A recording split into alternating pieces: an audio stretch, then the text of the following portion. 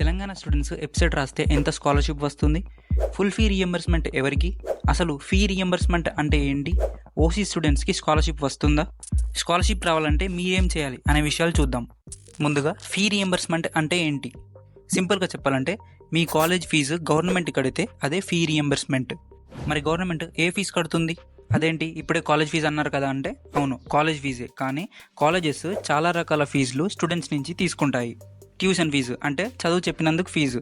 ఇది మామూలుగా ఆ కాలేజ్ని బట్టి 50,000 నుండి 1,30,000 వరకు ప్రతి సంవత్సరం కట్టాలి. ఎగ్జామ్ ఫీజు ప్రతి 6 నెలలకి అప్రాక్సిమేట్లీ 2,000 రూపాయలు కట్టాల్సి ఉంటుంది. హాస్టల్ ఫీజు మీరు కాలేజ్ హాస్టల్లో ఉంటే హాస్టల్ ఫీజు కూడా కట్టాలి. ఇంకా other fees, university fees, library fees, ఆ ఫీజు ఈ ఫీజు అని సంవత్సరానికి ఆ కాలేజ్ని బట్టి 5,000 నుండి 30,000 వరకు తీసుకుంటారు. ఇవి కాలేజెస్లో ఉండే ఫీజులు. మరి ఇందులో గవర్నమెంట్ ఏ ఫీజు కడుతుంది అంటే ఓన్లీ ట్యూషన్ ఫీజు.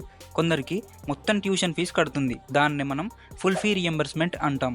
కొందరికి ట్యూషన్ ఫీలో కేవలం 35,000 గవర్నమెంట్ కడుతుంది, మిగిలింది స్టూడెంట్స్ కట్టుకోవాలి. దీన్నే మనం 35,000 ఫీ రియంబర్స్మెంట్ అంటాం. మరి ఎవరికి ఫుల్ ఫీ రియంబర్స్మెంట్, ఎవరికి 35,000 రియంబర్స్మెంట్ అంటే చెప్తాను, చూస్తూనే ఉండండి. ఫీ రియంబర్స్మెంట్ ఒకటే కాకుండా గవర్నమెంట్ స్టూడెంట్స్కి ప్రతి సంవత్సరం అప్రాక్సిమేట్లీ 6,000 డైరెక్ట్గా స్టూడెంట్ బ్యాంక్ అకౌంట్లోనే వేస్తుంది. దీన్నే స్కాలర్షిప్ అంటాం. మరి ఎవరికి ఎంత ఫీ రియంబర్స్మెంట్ వస్తుంది, అసలు స్కాలర్షిప్ ఎవరికి వస్తుందో చూద్దాం. ముందుగా ఫీ రియంబర్స్మెంట్. దీంట్లో ఫుల్ ఫీ రియంబర్స్మెంట్ ఎవరికి వస్తుందంటే 1. వెబ్సైట్లో 10,000 ర్యాంక్ బిలో వచ్చిన వారికి. 2. ఎస్సీ ఆర్ ఎస్టీ వారికి. 3.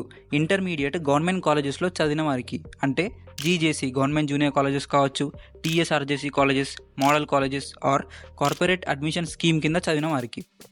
నెక్స్ట్ 35,000 రియంబర్స్మెంట్ ఎవరికి వస్తుందంటే బీసీ వారికి and OC students with EWS certificate వాళ్ళకి.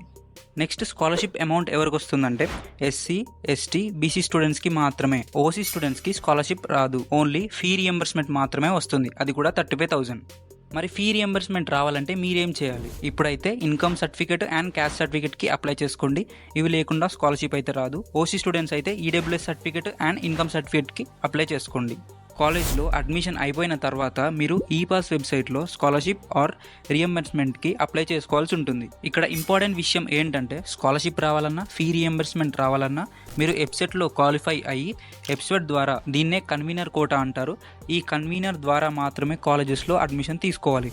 మేనేజ్మెంట్ కోటాలో అడ్మిషన్ తీసుకుంటే స్కాలర్షిప్ ఆర్ ఫీ రియంబర్స్మెంట్ రాదు.